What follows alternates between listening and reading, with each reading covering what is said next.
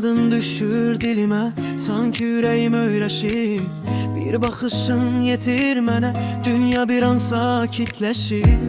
Gece olsa da içimde ışık kimi yanırsan, sen geçende yanımdan her şey birden anlayır, canlanır. Yakın gel, daha yakın, gözüm senden ayrılılmır. Sözümde kalan bu his susup amma azalmır. Bir sirir değil artık, sənə necə bağlandım. Dözmür bu ürək daha, sənə doğru axdım. Səni sevirəm, bunu bilirsən. Səni sevirəm, bunu bilirsən. Adını çəkir ürəyim sən gələndə, dirilirəm. Səni sevirəm, bunu bilirsən.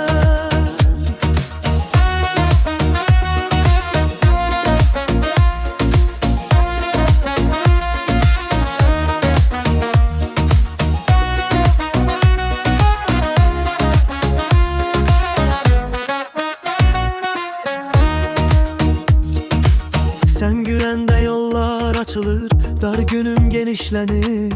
Elimi tutan, dünyam yeniden düzelir. Mən danışsam az olur, sende kalanı her şey çok. Bir bakışınla yazılır dodaklarıma en doğru söz. Yakın gel, daha yakın, gözüm senden ayrılmır. Sözümde kalan bu his susup amma azalmır. Bir sirir değil artık, sənə necə bağlanırım. Dözmür bu ürək daha, sənə doğru axdım. Səni sevirəm, bunu bilirsən. Səni sevirəm, bunu bilirsən.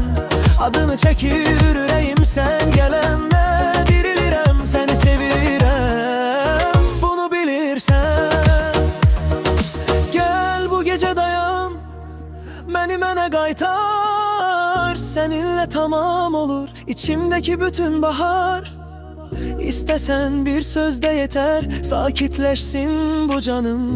Sənə düşen bu sevgi ömür boyu kalsın. Seni sevirəm, bunu bilirsən. Seni sevirəm, bunu bilirsən.